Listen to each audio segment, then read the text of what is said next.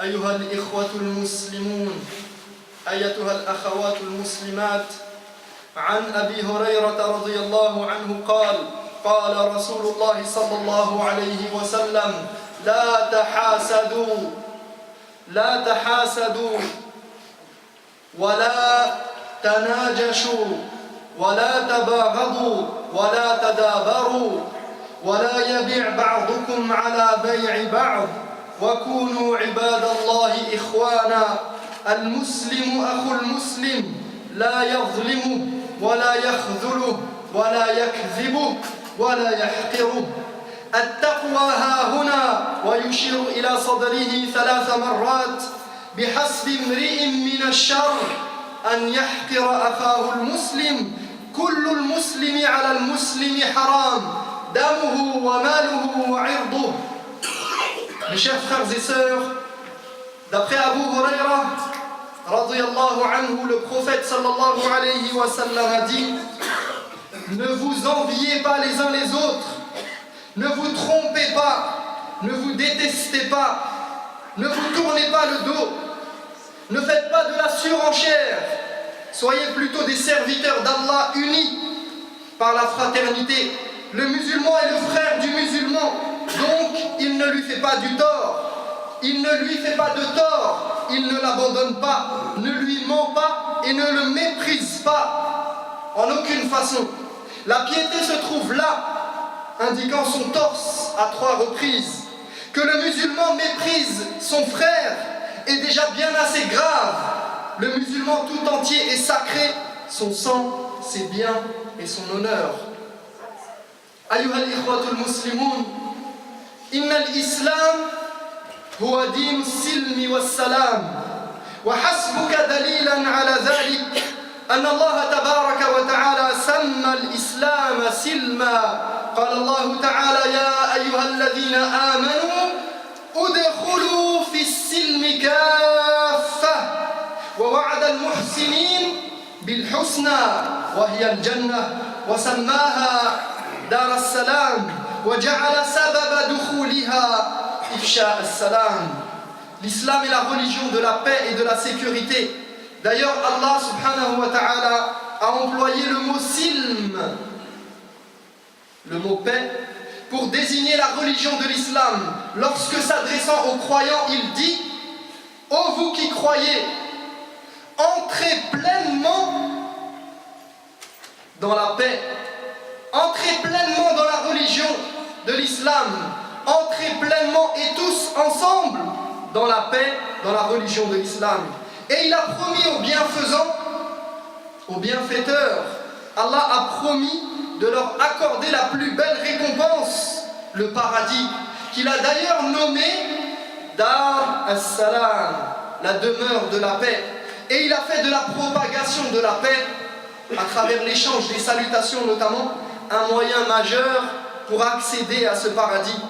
قال صلى الله عليه وسلم: والذي نفسي بيده لا تدخلون الجنة حتى تؤمنوا ولا تؤمنوا حتى تحابوا أولا أدلكم على شيء إذا فعلتموه تحاببتم أفشوا السلام بينكم. Le prophète sallallahu alayhi wa sallam nous enseigne et nous dit: par celui qui détient mon âme en sa main, entre ses mains, par celui qui détient mon âme en ses mains, vous ne rentrerez au paradis qu'une fois que vous aurez cru comme il se doit. Et vous ne serez vraiment croyants que lorsque vous vous aimerez les uns les autres. Devrais-je vous indiquer ce qui installera l'amour entre vous? Répandez le salam parmi vous. وليس معنى إفشاء السلام أن يقول المسلم لأخيه إذا لقيه السلام عليك السلام عليكم، ولكن إفشاء السلام معناه العمل بكل ما يشيع السلام بين المسلمين ويقضي على العداوة والبغضاء والخصام. Répandez le salam ne signifie pas ici seulement saluer, mais il prend un sens plus large pour englober tous les actes qui peuvent contribuer à répandre la paix entre les musulmans et à mettre fin aux querelles, aux conflits, à la haine et à l'animosité qui règne parfois entre eux. والناظر في شرائع الإسلام كلها يجد أن كل ما أمر الله تبارك وتعالى به من الخير إنما أمر به من أجل تحقيق الأمن والأمان والسلم والسلام والمحبة والوئام. Quiconque observe attentivement les rites de l'islam, les rites institués par la religion, s'apercevra que tout ce qu'Allah a prescrit n'a d'autre but que d'instaurer la sécurité, la paix, l'amour, l'affection et la fraternité entre les musulmans. وكلما نهى الله تبارك وتعالى عنه إنما نهى عنه لأنه يوقع العداوة والبغضاء ويوجد الخصام بين المسلمين. De même, si Allah a interdit des choses, c'est uniquement parce qu'elles installent la haine et génèrent la discorde au sein des hommes. Allah a interdit des choses, c'est uniquement parce qu'elles installent la haine et génèrent la discorde au sein des hommes. نهى النبي صلى الله عليه وسلم في هذا الحديث عن خصال من شأنها أن توغر الصدور وتوقع العداوة والبغضاء وتفرق الجمع وتمزق الشمل. Dans ce hadith, le prophète sallallahu alayhi wa sallam a interdit aux musulmans certaines pratiques, certaines habitudes. Il les a enjoints à délaisser ces attitudes néfastes qui serrent les cœurs, qui minent les relations, détruisent les liens, sèment la haine et la discorde et qui divisent les gens. قال صلى الله عليه وسلم لا تحاسدوا. الحسد معناه تمني زوال نعمة الغير سواء تمنيت أن تنتقل إليك النعمة أو لا تنتقل إليك. Ne vous enviez pas les uns les autres, nous recommande le prophète alayhi salatu wassalam. Envier quelqu'un, qu'est-ce que cela signifie? Envier quelqu'un, c'est espérer que le bien qu'il possède disparaisse et qu'il ne puisse plus en profiter, sans forcément vouloir que ce bien nous revienne et nous appartienne. Et ceci serait un degré encore plus grave dans al-hasad, dans l'envie. وَالْحَسَدُ كَبِيرَةٌ مِنَ الْكَبَائِرِ. كان الحسد ذنب إبليس الأول. حسد إبليس آدم عليه السلام على ما آتاه الله من فضله فأبى أن يسجد له واستكبر وكان من الكافرين. وما زال إبليس يعمل جاهدا على زوال نعمة آدم حتى أخرجه من الجنة. فالحذر كل الحذر من الحسد. L'envie est un grand péché. Ce fut le premier péché du diable. Il enviait Adam pour tout le bien qu'il avait reçu de la part de son Seigneur. Et il avait refusé de se prosterner devant lui par orgueil et mécréance. Et il n'a eu de cesse de déployer tous les efforts possibles jusqu'à ce qu'il réussisse à faire sortir Adam du paradis. Prenez donc garde à cette attitude. Prenez donc garde à l'envie. N'enviez pas les autres pour les faveurs qu'ils ont reçues de la part de leur Seigneur. Contente-toi d'apprécier ce que tu as.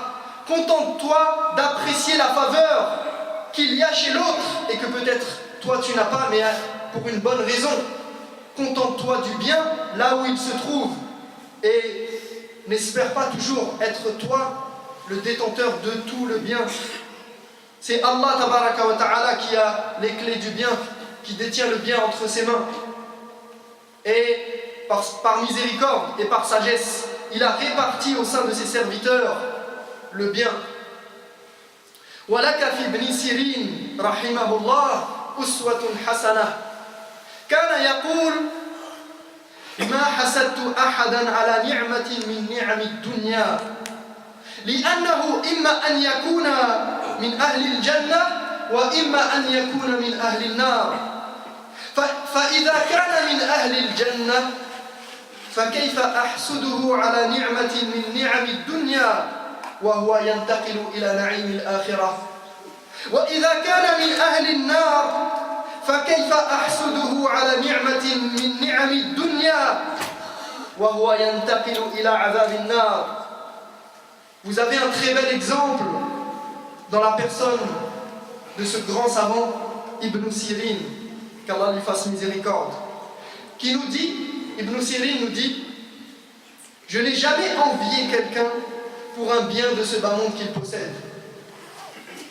En effet, il nous explique pourquoi n'a-t-il jamais eu d'envie de posséder ce que l'autre possède. Il nous dit en effet, cette personne est forcément destinée au paradis ou à l'enfer. Il n'y a pas d'autres possibilités. Soit cette personne est vouée à l'enfer, soit cette personne est vouée au paradis. Il dit, si elle fait partie des gens du paradis, comment pourrais-je l'envier pour une faveur de ce bas monde alors qu'elle s'apprête à profiter des délices du paradis? Et si elle fait partie des gens de l'enfer, comment pourrais-je l'envier pour une chose alors qu'elle s'apprête à goûter au châtiment de l'enfer? Vous voyez la sagesse? Comment il se satisfait de ce qu'Allah tabaraka wa ta'ala a décrété pour lui et pour les autres. Vous voyez comment Ibn Sirin voit non pas cette dunya avec toutes ses faveurs, tous ses bienfaits et tous ses biens, mais il regarde à long terme et il voit les choses, et il voit ce qu'il aura à présenter à Allah tabaraka wa ta'ala fil akhirah, au jour du jugement. أقول قولي هذا وأستغفر الله لي ولكم فاستغفروه إن الحمد لله رب العالمين والعاقبة للمتقين ولا عدوان إلا على الظالمين وأشهد أن لا إله إلا الله وحده لا شريك له وأشهد أن محمدا عبده ورسوله صلى الله عليه وسلم لا تحاسدوا ولا تناجشوا أي لا يؤذي مسلم مسلما فإن أذية المسلمين محرمة ولقد جعل النبي صلى الله عليه وسلم سلامة المسلمين من لسان المسلم ويده عنوان صحة إيمانه فقال صلى الله عليه وسلم المسلم من سلم المسلمون من لسانه ويده. Ne vous enviez pas les uns les autres, ne vous trompez pas les uns les autres. Cela signifie que personne parmi les musulmans ne s'avise de toucher à un autre musulman, car faire du tort à un musulman est une chose très grave et interdite. Le prophète sallallahu alayhi wa sallam a même considéré que se sentir en sécurité auprès d'un musulman était le signe de la qualité de sa foi. Lorsque les gens en général et les musulmans en particulier se sentent en sécurité auprès de toi, ou vis-à-vis de toi, vis-à-vis de tes paroles et vis-à-vis de tes actes, c'est incha'Allah le signe que ta foi est en bonne santé. Le prophète sallallahu alayhi wa sallam nous explique ainsi, il nous dit, le vrai croyant, c'est celui dont les gens n'ont à craindre ni la langue ni la main. Le vrai croyant, c'est celui dont les gens n'ont à craindre ni la langue ni la main. Ils n'ont pas à craindre des mauvaises paroles, ils n'ont pas à craindre des insultes, ils n'ont pas à craindre qu'ils médisent, qu'ils parlent mal de lui en son absence. Ils n'ont pas à craindre d'être touchés physiquement, ils n'ont pas à craindre d'être volés, ils n'ont pas à craindre que cette personne lui fasse du tort ou leur fasse du tort ni avec la langue ni avec la main.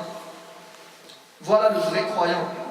فالحذر كل الحذر أن تؤذي مسلما بلسانك أو يدك فإن هذا نقص في دينك وطعن في إيمانك خاصة إذا استعملت الحيلة والمكر والخديعة مع المسلمين فإن ذنبك أعظم.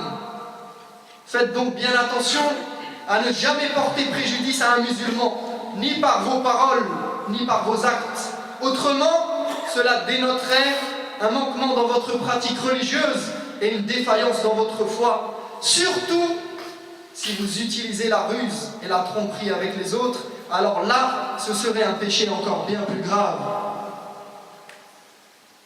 La tahasadu,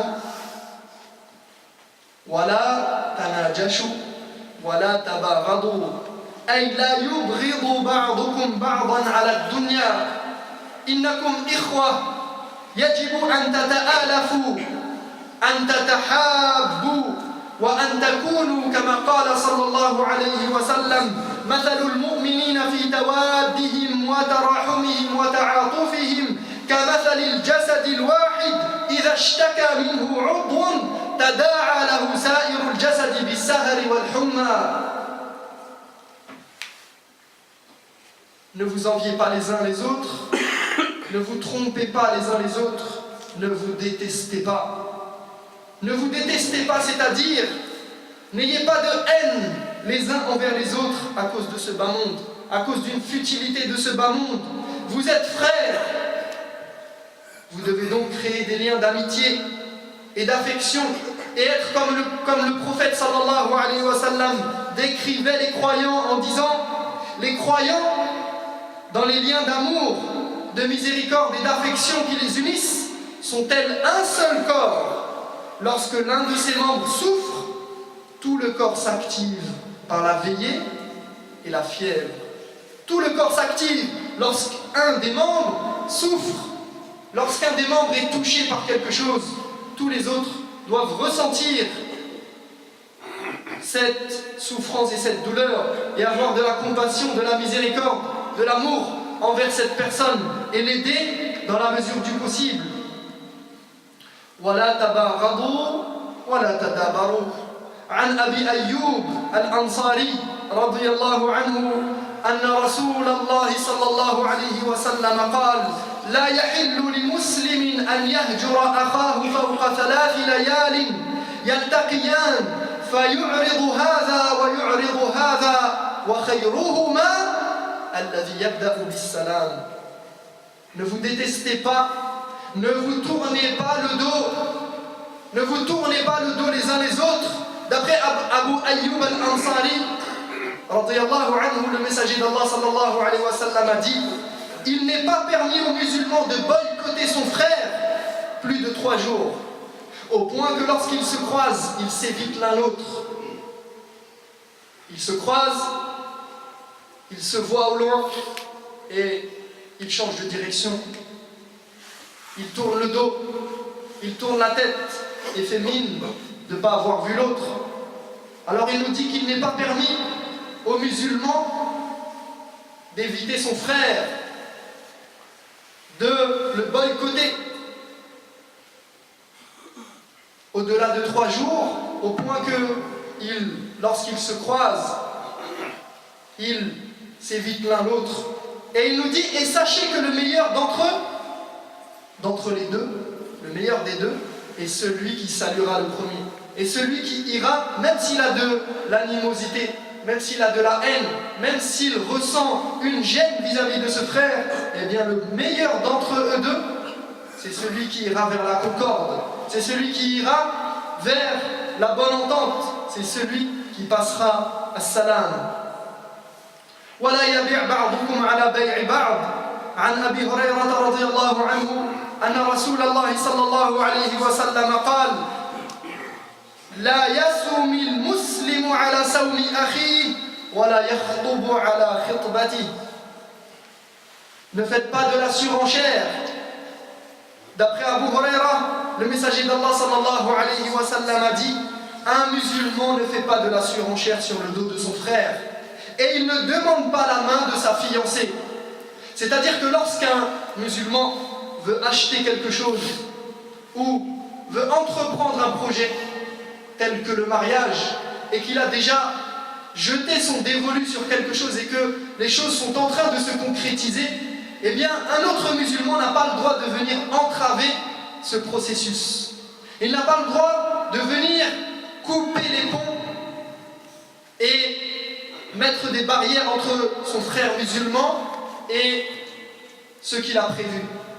Au contraire, il doit faire en sorte de faciliter à son frère cet acte, cette entreprise, ce mariage,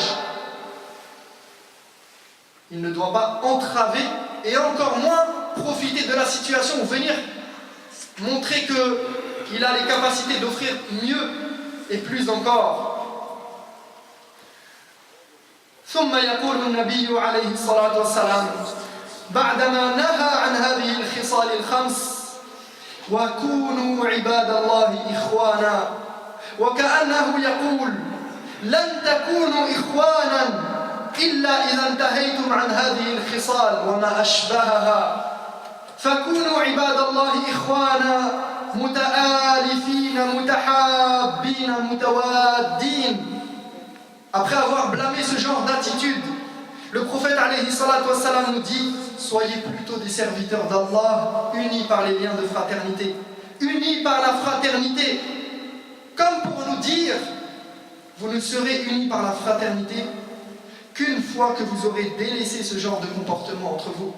Soyez donc des frères véritablement unis, aux liens d'amitié forts, qui s'aiment et ont de l'affection les uns envers les autres. اعملوا كل ما يحقق الأخوة اعملوا كل ما يقوي العلاقة تهادوا تزاوروا تواصلوا تجاملوا كما أمر الله ورسوله صلى الله عليه وسلم كونوا عباد الله إخوانا. Faites donc votre possible, faites tous vos efforts pour installer la fraternité entre vous. Agissez en sorte de renforcer les liens qui vous unissent. Offrez-vous des cadeaux. Maintenez le contact entre vous, soyez polis les uns avec les autres et courtois, afin que vous soyez des serviteurs d'Allah unis par la fraternité, comme Allah et son prophète vous l'ont ordonné. Allahumma ighfir lana warhamna wa tub alayna innaka anta at-tawwabur rahim.